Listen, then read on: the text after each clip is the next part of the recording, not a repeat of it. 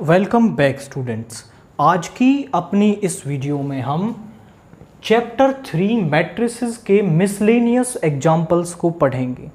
Example 23 जो है यहाँ पर A एक मैट्रिक्स दे रखी है, तो हमें प्रूव करना है कि जो A की पावर n मैट्रिक्स है वो हर उस n के लिए ट्रू होगी जो नेचुरल नंबर से है। तो ऐसे जो क्वेश्चंस हैं वो हमने क्लास 11th में PMI के अंदर किए थे। PMI is principle of mathematical induction.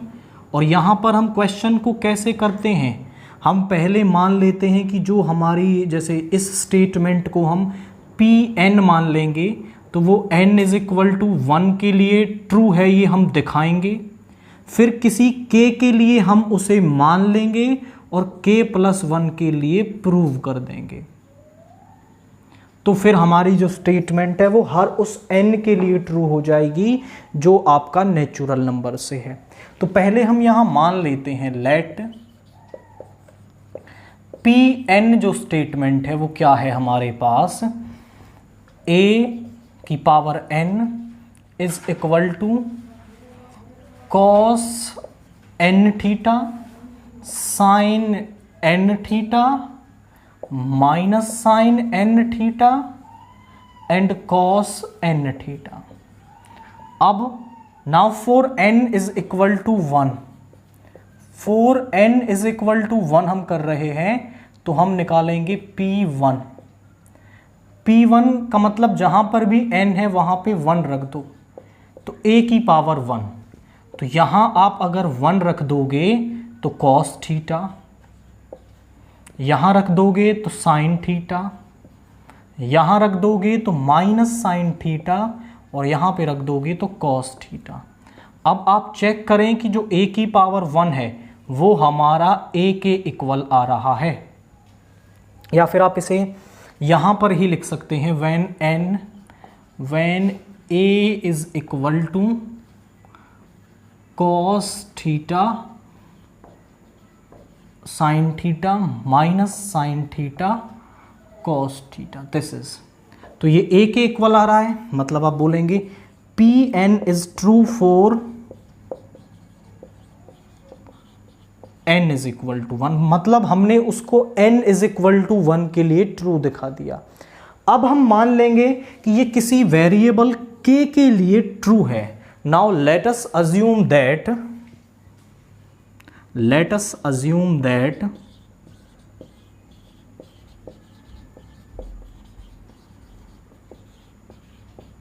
Pn is true for n is equal to k, यानी n is equal to k के लिए ये हमारा क्या होगा, ट्रू होगा। मतलब pk is equal to a की power k is equal to, जहां भी n है वहां k रख दो, cos k theta sine k theta minus sine k theta and cos k theta. ये हमारा क्या है, ट्रू है। ठीक है, अब हम इसे प्रूव करेंगे कि ये k+1 के लिए क्या है आपका, ट्रू होगा। Now we shall prove that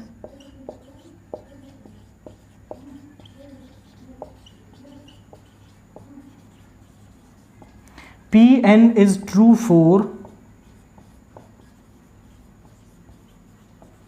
n is equal to k+1। जो Pn है हमारा वो n is equal to k+1 के लिए ट्रू होगा। पहले हम स्टेटमेंट लिखें pk+1 इज इक्वल टू, यहां आ गया a की पावर k+1। अब जहां भी इसमें n है वहां k+1 रख दो, तो यहां पे आ जाएगा cos k+1 theta sine of k+1 theta, यहां पे आ जाएगा minus sine of k+1 theta, यहां पे आ जाएगा cos of k+1 theta, that is, ये दोनों आपके इक्वल होंगे। अब हमें इस रिजल्ट को प्रूव करना है, तो इसको प्रूव करने के लिए हम इसकी LHS को यहां ले लेते हैं, टेकिंग दिस LHS। तो यहाँ लिखते हैं इसको। नाउ टेकिंग LHS मतलब a की पावर k+1, और इसको आप ऐसे भी लिख सकते हो a की पावर k इंटू a, ऐसा भी लिख सकते हैं। अब a की पावर k हमने अभी निकाला था, वो क्या है, वो ये रहा cos k थीटा, यहाँ पर है साइन k थीटा, यहाँ पर है माइनस साइन k थीटा, और यहाँ पर है cos k थीटा। इनटू में a यानी कि a कहाँ है, वो रहा cos theta sine theta minus sine theta cos theta. बस प्रोडक्ट करना है, और ये जो LHS जैसे ही आपकी ये बन जाएगी तो आप कह देंगे कि रिजल्ट k+1 के लिए ट्रू है, और अगर वो k+1 के लिए ट्रू है तो हर नेचुरल नंबर के लिए ट्रू है। तो मल्टीप्लाई करते हैं और इसको RHS के जैसा बनाते हैं। ज़रा चेक करें यहाँ पर फर्स्ट रो की फर्स्ट कॉलम के साथ cos k theta cos theta minus sine theta sine k theta. अब इसके साथ sign theta into cos k theta plus sign k theta, या फिर cos theta into sine k theta, ऐसा लिख लें। अब सेकेंड रो इसको इसके साथ करेंगे तो यहां पे आ गया minus sine k theta into cos theta, यहाँ पे minus sine theta into cos k theta. यहाँ पे आ गया आपका माइनस का sine k theta sine theta, और यहाँ पे आ गया cos k theta into cos theta. देखो ये पहले आता है ये बाद में आता है, हम इन्हें आगे पीछे लिख सकते हैं। यहाँ से हम माइनस कॉमन ले सकते हैं। अब बस हमारे पास दो फॉर्मूले याद होने चाहिए। एक तो है आपका cos of a plus b, जो इक्वल होता है cos a cos b minus sine a sine b, इसको यूज करेंगे। And second one is sine a plus b। Sine a plus b equal होता है sine a cos b plus cos a sine b। अब ज़रा check करिए कहाँ पे बन रहा है, cos A cos B minus sine A sine B. तो ये बन गया cos of A plus B का फॉर्मूला, यानी कि कॉस ए क्या है के थीटा और बी क्या है थीटा, दैट इज। यहाँ पर sign A cos B cos A sine B, तो ये बन गया साइन ए प्लस बी यानी थीटा प्लस के थीटा। यहाँ माइनस साइन तो बाहर है, sign A cos B cos A sine B, तो ये बन गया साइन के theta plus theta. Cos A cos B minus sine A sine B cos A plus B यानी कॉस के थीटा प्लस थीटा। अब आप चेक करें तो यहाँ से भी हम थीटा कॉमन ले सकते हैं, तो ये हो गया कॉस के प्लस 1 इंटू थीटा। यहाँ से भी sine of k plus 1 into theta minus sine of k plus 1 into theta cos of k plus 1 into theta. आप चेक करो cos of k plus 1 theta minus sine sine and cos, exactly हमारी right hand side यहाँ पर बन गई है। हमारी जो लेफ्ट हैंड साइड थी उसमें वैल्यूज़ रख के हमने राइट हैंड साइड बना दी, मतलब जो P k plus 1 is true, आप कहेंगे P k plus 1 is true. अगर p k plus 1 statement true है तो हम कह देंगे कि Pn is true for all n belongs to natural number. जो Pn है हमारा वो ट्रू होगा हर उस n के लिए जो हमारा नेचुरल नंबर से था। तो सिंपली हमने यहाँ PMI का यूज किया, पहले उसे 1 के लिए ट्रू दिखाया, फिर k के लिए उसे मान लिया, और फिर उसको k प्लस 1 के लिए दिखाते ही हम कह सकते हैं कि जो Pn है वो हर उस n के लिए ट्रू होगा जो आपका नेचुरल नंबर से बिलोंग करता है। एग्जाम्पल 24 देखिए, if A and B are symmetric matrices of same order then A और B जो हैं वो सिमेट्रिक मैट्रिसेस हैं सेम ऑर्डर की। तो हमें क्या करना है, AB is symmetric if and only if A and B commute so that AB is equal to BA।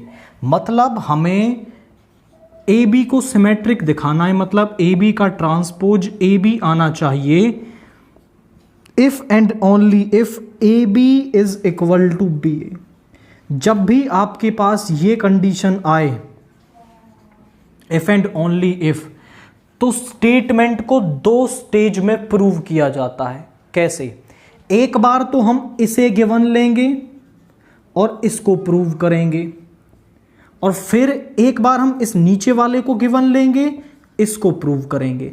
और जैसे ही आप ये दोनों कर लोगे तो आप कह सकते हो कि AB का ट्रांसपोज AB होगा if and only if AB is equal to BA। ये if and only if statement को प्रूव करने का तरीका है जो हमेशा सेम रहता है। एक को गिवन लिया, दूसरे को प्रूव किया, फिर दूसरे को गिवन लिया, पहले वाले को प्रूव करना है। तो अब हम यहां करते हैं इसको। A and B are symmetric matrices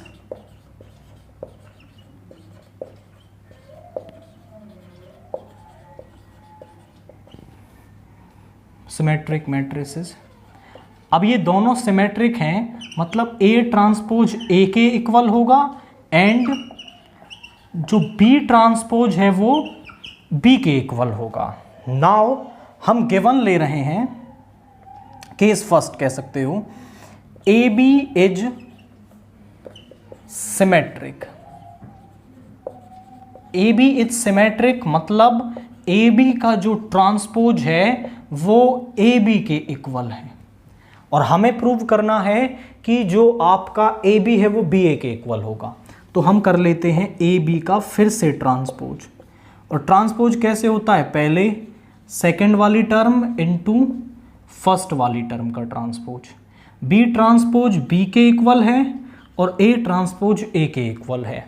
यहां से तो AB ट्रांसपोज BA आ रहा है और यहां से AB आ रहा है, तो AB का transpose left hand side equal है तो राइट हैंड साइड भी इक्वल होगी, which implies AB is equal to BA।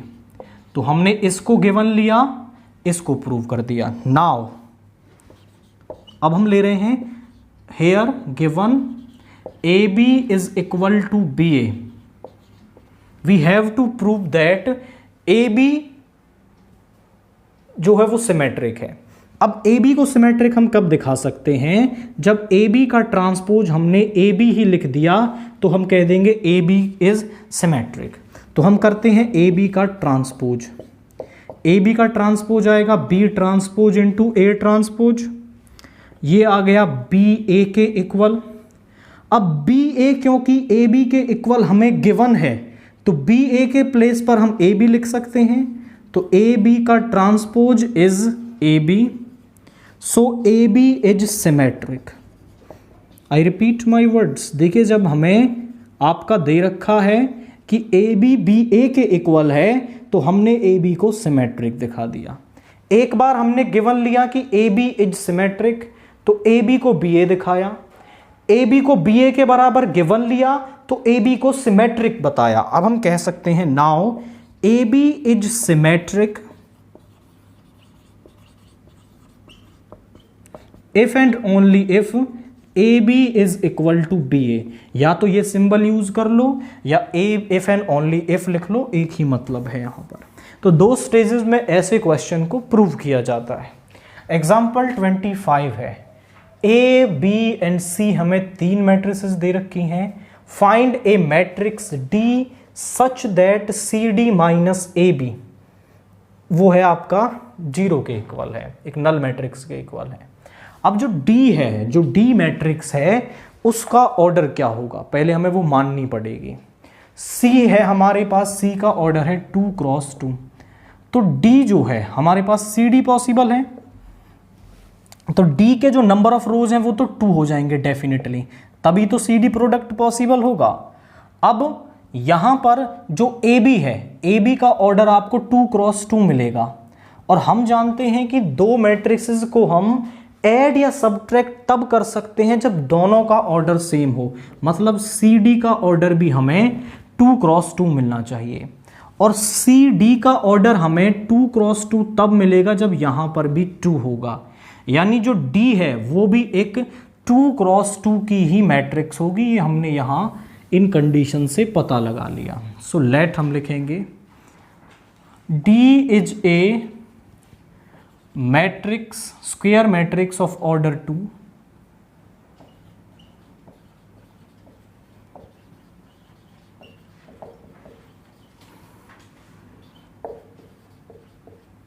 Late D is equal to A B C D हमने मान लिया। अब हम एक बार तो CD निकाल लेते हैं, एक A B निकाल लेते हैं। तो CD is equal to C है हमारे पास 2538, D है हमारे पास ABCD, मल्टीप्लाई करेंगे 2A plus 5C, 2B plus 5D, second row 3A plus 8C, 3B plus 8D, this is CD। अब AB निकाल लेते हैं, 2 माइनस 1 3 4, ये तो हमें चेक करने की ही ज़रूरत नहीं है कि A B C D exist करेंगे, क्योंकि सभी का ऑर्डर 2 क्रॉस 2 है, तो वो डेफिनेटली एग्जिस्ट कर रहे हैं। तो बी है हमारे पास 5 2 7 4,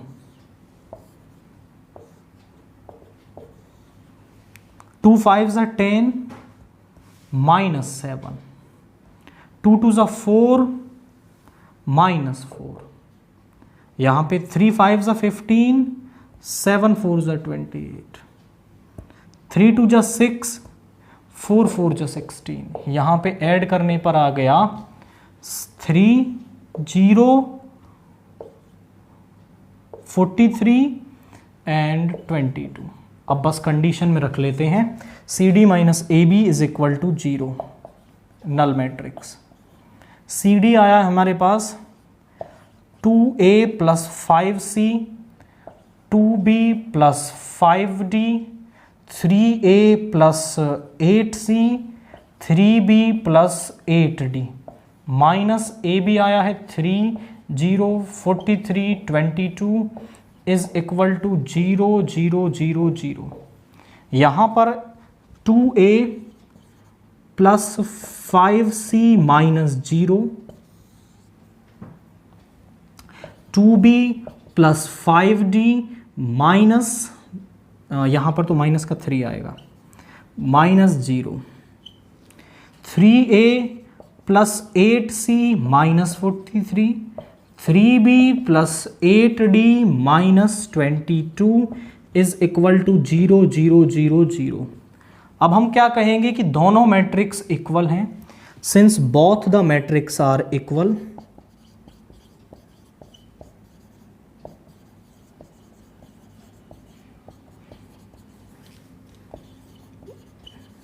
therefore their corresponding elements are equal।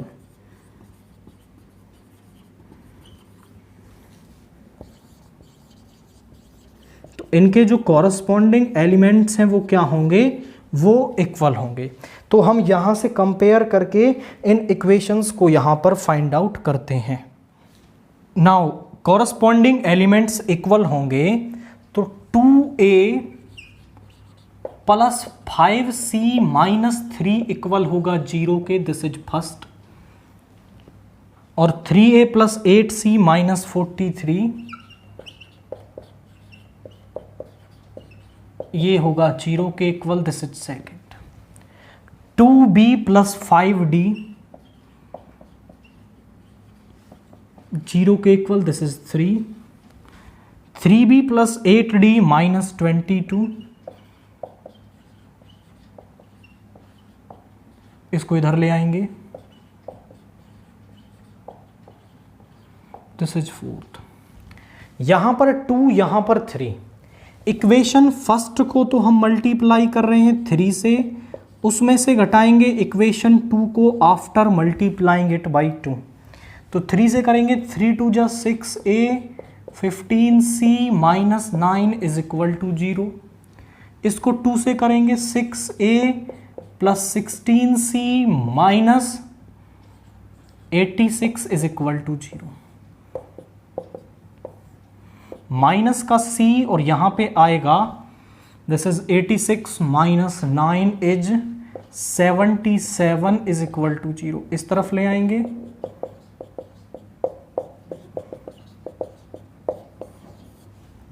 Now putting c is equal to 77,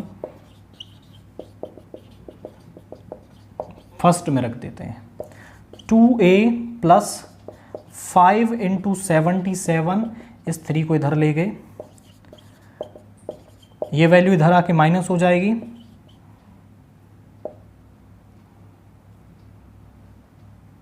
$385 और यहां पे आ गया माइनस का 382 अपॉन 2 इज a। 2 1 जा 2, 2 9 1, यानी जो a है वो आ गया माइनस का 191। a और c तो मिल गया। अब यहां से b और d निकाल लेते हैं। तो यहाँ से आप देखें तो ये है 3, ये है 2। तो इक्वेशन 3 को हम मल्टीप्लाई करेंगे 3 से, एंड इक्वेशन 4 को 2 से मल्टीप्लाई करके उसमें से सब्ट्रैक्ट कर देंगे। 3 2 जा 6b, 3 5 जा 30d इज इक्वल टू 0। 2 3 जा 6b, 2 8 जा 16d is equal to 44। Cancel हो गया। यहाँ पे आया 30 माइनस 16 इज ओके, 3 से मल्टीप्लाई कर रहे हैं तो 3 5 जा 15d हमारे पास यहाँ पर होगा। सो माइनस का d is equal to minus का 44, d is equal to 44। Putting d is equal to 44 in third, तो यहाँ रख देंगे 2b is equal to minus 5 into 4, b is equal to minus 5 into 44 by 2। तो यहाँ multiply कर लेंगे, माइनस का 110। तो हमारे पास जो d है वो क्या आ जाएगा, a आया है हमारे पास माइनस का 191, b आया है हमारे पास माइनस का 110, c आया है हमारे पास 77 और d आया है 44। तो केवल इस इक्वेशन में वैल्यूज़ हमें रखनी थी और यहाँ से हमें a b c d की वैल्यू मिल गई है।